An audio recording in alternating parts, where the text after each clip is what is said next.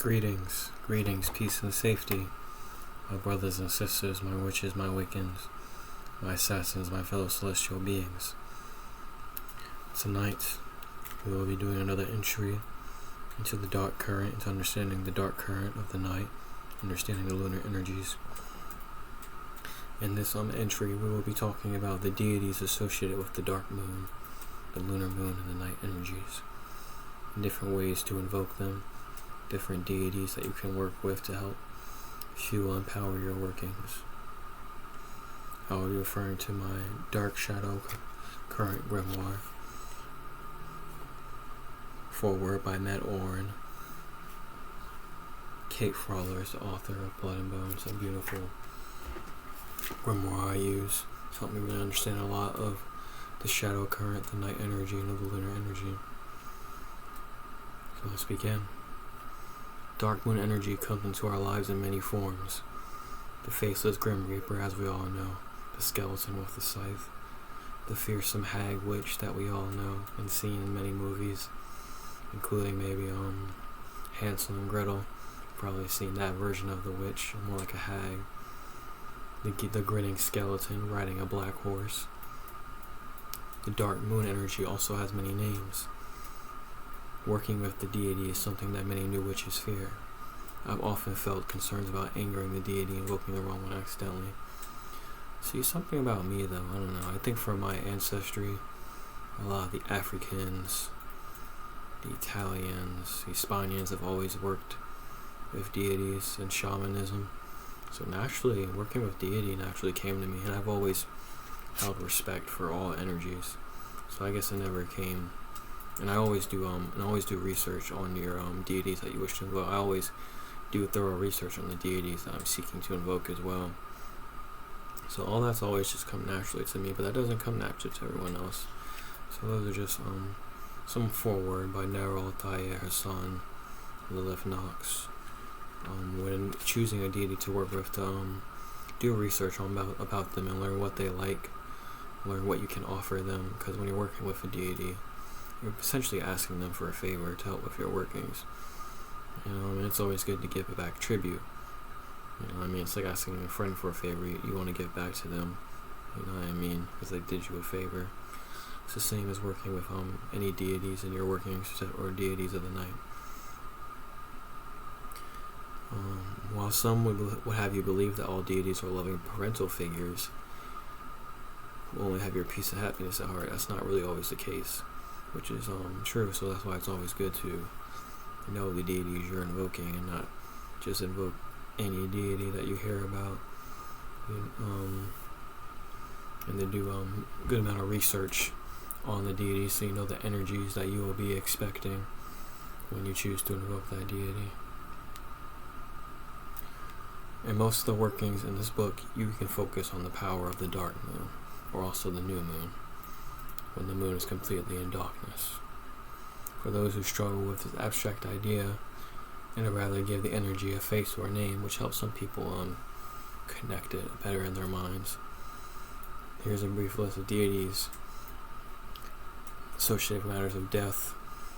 And the black energy, the new moon energy, can also signify death, renewal, revenge, and other dark moon, dark current, dark energy pursuits. These are only man's reference points. For giving sufficient information, all of them would fill volumes.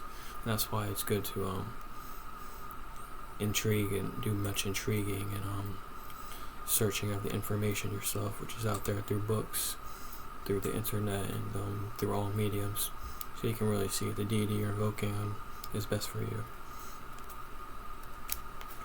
A simple way to begin to think about the deities in terms of the dark moon is the crone archetype, which I also invoke, the crone. The word crone refers to the dark moon influence. And it's important important to remember that not everyone gives it the same face. It's not always the crone as in the old witch hag. It's not always a female face. The dark moon energy can appear as a wise man, a sage, a faceless cloaked figure like the Grim Reaper with a scythe, or simply a mass of just black energy, a mass of night energy, lunar energy. The word crone, you can use the word crone. Feel free to replace it with any night energy, any energy or word that connects you to the eternal black night, the white moonlight, those energies. Lunas, Nox, Nyx, Dracuya, Alucard. Those are just some of the names I use for some of my deities. Artemis, Selene, Diana, Morrigan, some deities you can look into. Those are some of the deities that I invoke and I use for my workings. To help give me strength and empower my workings. In the white moonlight, the eternal black night, which Witchcraft that I do. Understanding the dark moon and current in terms of the crone archetype is a good start. From there you can determine your own terminology and find what feels right to you. When calling upon the crone, or sage, shadow current, eternal black night, necromancy, black necromancy. And necromancy does not always mean death, as everyone thinks. Necromancy really just means witchcraft, any kind of workings. Necro can refer to black, to night. It can refer to death.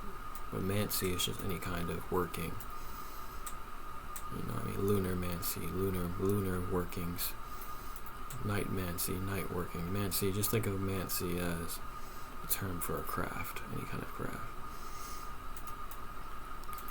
You invoke so much more than just the image of an old woman or a Halloween witch.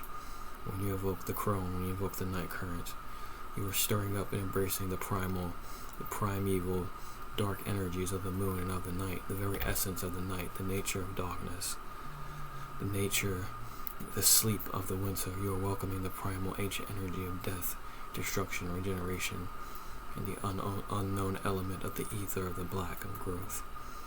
The crone, as well as Diana, Artemis, Hecate, is part of the triple moon goddess, the triple moon trinity, encompasses the three stages of life, maiden, mother, and crone. Just how the moon also has three different phases, the full moon, the new moon, and the waxing and waning phases, all representing the different cycles of life, waxing, full, and waning, waxing, new moon, and waning. The archetype holds the cauldron of death. The crone archetype holds the cauldron of death and rebirth, just as the moon phases also represent death and rebirth. He occupies a place wedged deeply in the human consciousness, a place of fear for things disappear forever into the cauldron, or do they? The cauldron ends life but also regenerates birth, just like Ouroboros, the snake, death from life, a snake eating its own tail, death from life, life from death. At its most metaphysical, the cauldron takes away our souls at the end of our lives and renders them into our next incarnation, or to our next life path. Such is the mythology of the crone, the keeper of the cauldron. She takes life away and she gives life back. When winter comes, the light and warmth disappear into her cauldron so she can turn them into spring. The relationship ends and goes into the vastness. In its place, she represents opportunity and life change. When one thing ends, she always produces something new to take its place. Eventually, everything must go into the shadows, even you, even myself. I'm a reincarnation of the shadows of the night, of the moonlight, so I'm not afraid to go back into the shadows, but many of us fear the black energy, many of us fear the night, and it doesn't help that media and propaganda makes people think that the black energy is something of evil. Well, that's just one aspect of it.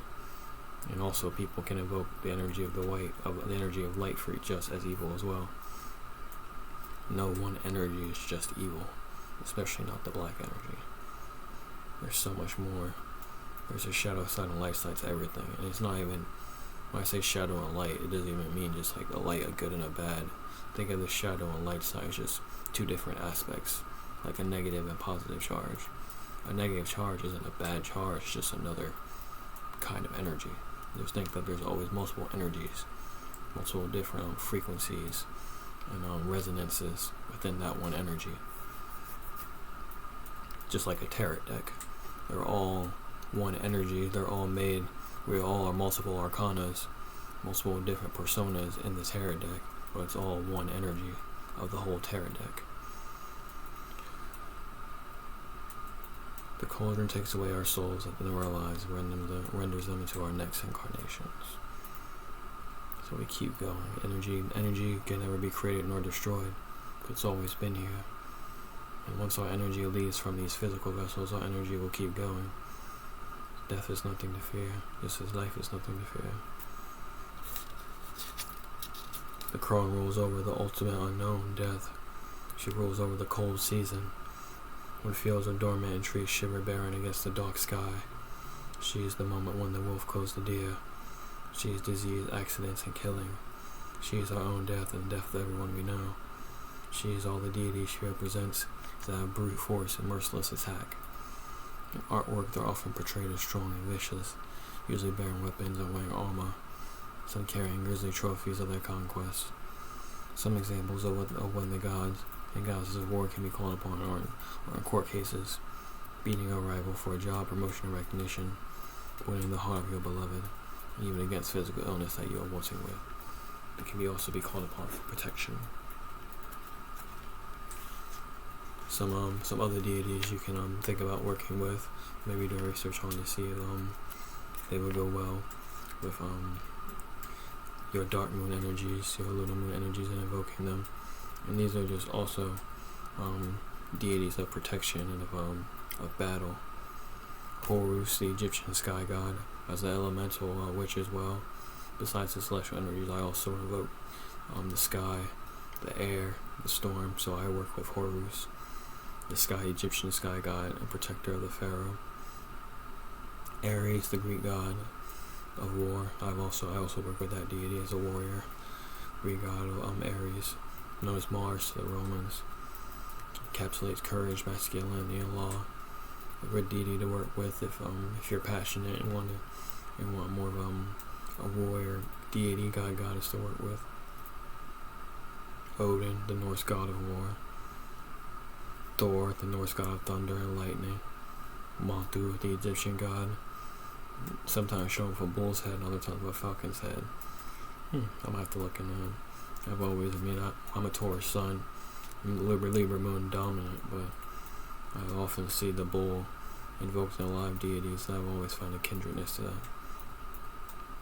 As well as the falcon. So I invoke the energy of the eagle, the assassin. He is depicted wielding a variety of weapons such as swords, knives, and arrows. All weapons of the hunt and of battle that I also use. It represents the destructive side of the sun. He also stands for protecting family values and is strongly opposed to infidelity. Artemis, Diana, Selene, Hecate, all different versions of each other in a way. But Artemis, she's known as Diana to the Romans. It's the Greek maiden goddess of the hunt, independent and equipped with arrows, the huntress. I also work with her. She also has some ties to the moon because of her ties to nature. She's a protector of chastity. Athena, the goddess of wisdom and art, also a goddess of war, just as Ares. Athena's energy is not exactly nurturing. She is the one who turned a young girl into the monster Medusa. But with respect, you can definitely gain wisdom from her and help her if you're invoking battles, situations in yourself, or needing to battle. But because of that, knowing that she turned a young girl into Medusa, you shouldn't disrespect or insult her unintentionally. The Amazons, Greek warrior women who live in all-female tribe and only have contact with men once a year for procreation purposes. Said that they only keep their female children either letting their sons die or sending them back to their fathers. They cut off their right breast to allow them to perform better archery and javelin throwing. Children of Ares, they are devoted to war and known for their courage, brutality, and aggression. They have no use for males in their group and are fierce fighters who vanquish many. Amazons rejected the typical role of women at the time, which was to be subservient to men. The mythology of Amazons reference today regarding strong women who reject the rules of patriarchy, as does Lilith. So you can see if you're a rebel spirit like me, the Amazons All Lilith is a good goddess. Goddesses you could work with.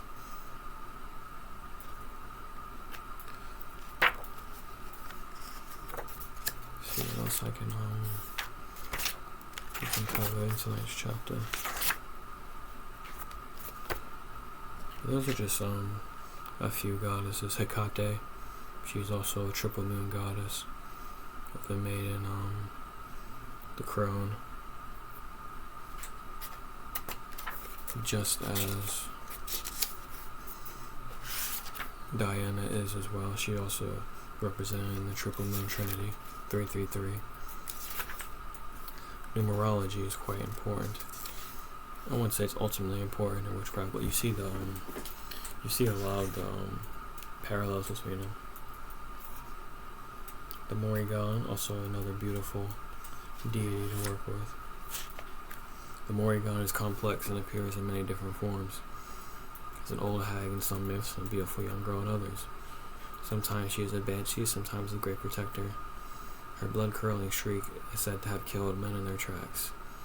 The most well-known face of the Morrigan is that of a battle goddess. The Celts believed that she soared over the battlefield during war, filling her chosen warriors with a supernatural frenzy while striking terror into the hearts of the enemies. After this, she was believed to carry the souls of the dead warriors to the underworld. But there's more to her than just that. The Morrigan, just like Hecate, bears the triple moon trinity, the triple moon aspects of herself, the maiden, the mother, and the crone, all rolled into one. While the Morrigan has all three aspects, as well as Hecate, they fall on the dark side of the spectrum. To better understand her various powers, it's important to know as much about her as possible. As with Hecate and Diana, they evoke some similar energies, but they're still different. So it's still good to do your research on all their individual energies and with different ways to work with them and give offering. The Morrigan is made up of three sisters, Maku, Anna, and Bedab. They all separate but are part of the same whole. Hecate is also separated into three parts. Triple moon trinity. Maka, the maiden, is connected with the sun and earth, governing fertility and abundance. Maka is the one that swoops over the battlefields, inciting the fighting frenzy in her warriors and bringing death upon her enemies. Bedab is mostly connected with the crone aspect of the Morrigan. She is the banshee who screams, signifying death. She is the infamous washer at the ford who cleans the bloody armor of fallen fighters. In Celtic legend, Bedab was the keeper of the cauldron to which souls went to be transformed into their next incarnation. As the same cauldron, when overflowing, would destroy everything around it. As the washer at the ford, she was a prophetess. For to see her meant you or a loved one would be next to die. Bedab is a goddess of death and rebirth. She can be called upon but for protection, but also for guidance between endings and beginnings. Whenever maybe you're going through a change in your life, or going from an ending into a new beginning, you can call upon Bedab. Hecate is also a beautiful deity that I work with. She helps you with your path. She helps lead people on their new paths of transformation, just as Bedab. So Hecate is also another beautiful deity you can work with at that. Anu is the side of the Morrigan, most connected to the mother aspect, fertility, the land, and wealth. Anu is said to be the mother of all gods, a keeper of livestock. Not a lot is known about Anu except that she is associated with the creation of crops and that she is part of the Morrigan. As the ruler of creation, Anu can be called upon for aiding creative projects and growth. The Morrigan, just as Hecate and many deities with the dark moon, show up in our lives when we need her. I've seen her in my life in too many ways to count. As have I. I've seen many black ravens, black birds. And you would think, oh, maybe you just live around black birds. Which I do. But it's sometimes the times are around me. It's usually when I'm thinking a lot about my day, how to go about it, and especially lately when I've been going through a personal transformation time. they're watching over me. I can tell Lilith, Hecate are watching over me. Just take heed to that energy. You'll be able to tell, especially, and the more you start to see the signs, the more you'll see that they've always been present.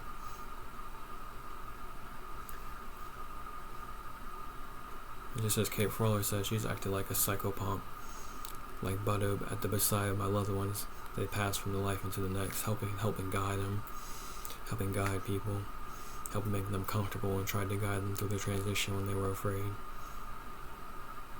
Just as psychopomps are, they help guide. Just as Hecate, I've seen her creative, Anu aspect in my writing, art, as well as in motherhood. And I can see that in myself, just as someone that loves to create art. I love to write, I love to make music, and I love to nurture. And like a mother, I love to nurture and I care like a mother. Even as a divine masculine body, I still invoke a lot of divine feminine energy by working my the goddesses invoking their energy in me, and being born under the goddesses Aphrodite and Libra. I can naturally see the divine feminine energy in me. And it's not even about sexuality. Like I like women, but like we are both energies, and we are both energies in balance. And it goes way beyond what you like sexually. The phallic energy, the masculine energy, and divine feminine energies are both needed, and we should grow to understand their energies and grow to invoke both of them in a good balance in ourselves and understand them, so we can understand our opposites, our opposite energies of who we are, in ourselves and our opposite sexes who we interact with.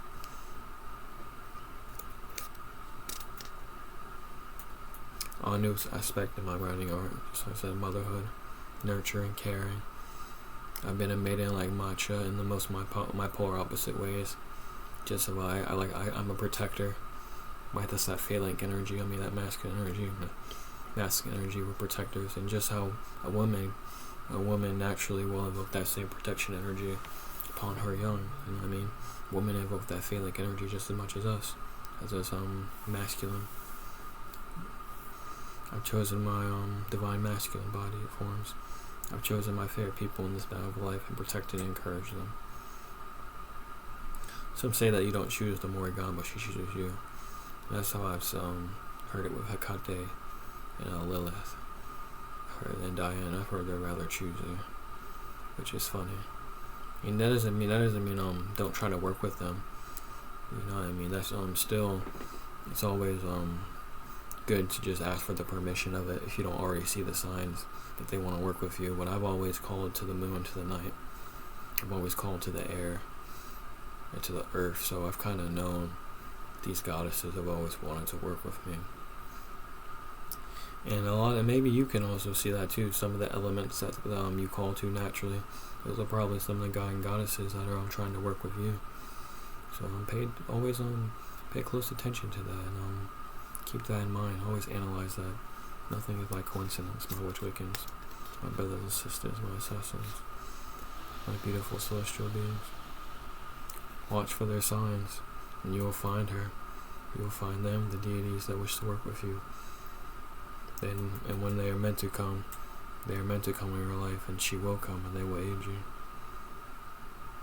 And on that note, I will end this entry. Just a little bit about working with dark moon energy deities, and those are just only a few. There's so many more that you can research into, and to help you with your workings of them, the shadows of the dark moon. And don't let people and propaganda confuse you, like Angelicans, dark Angelicans like Azazel and Beelzebub. They are not just evil deities. People confuse that and think just because they're some people associate them with daemons that they're evil, but that's not always true. They represent just a different kind of energy. And I also work with Azazel, a shadow angel, which has helped me with my working. Samael, another shadow angel. So always keep that in mind. So like I was saying earlier, there's always multiple aspects. There's a light and shadow side, and it's not even good or bad. There's just always multiple energies to one energy. There's always multiple sides to understand. So I thank you for joining me. This is Nero, Altaïr, Asani, Sabah, Nox, Lilith, Diana, Artemis, Selene, the Lunar, Eternal Black Knight, Shadowblade, Witch Waking Assassin, signing off. Hope I was able to enlighten you on some of the dark moon energies and deities you can work with. And I'll see you on my next entry into Nero, Altaïr's Lilith, Lunas, Nox's Witchcraft. I thank you, and may peace be upon you. I'll see you on the next entry by which wakens my assassins. Blessed be the night goddess, along with the creed. For peace, truth, life, nature, and free will in all things. It will be done. Till next time, my brothers and sisters. Thank you. If you enjoyed the video, please consider liking, commenting, subscribing, and sharing. I would love to get my craft out and just help keep spreading the way of the craft and of nature. Just as I see so much of the modern day, we've lost our connection to nature and then to the craft, and it's sad. So I would love to get this truth and this message out to as many of our brothers and sisters as possible. So I thank you, and I love you, and may peace always be upon you. Thank you. See you in the next one, my brothers and sisters. Salam alaikum, alaikum salam. Peace be upon you. Blessed be the goddess. Long live the creed. Blessed be the witch we can read.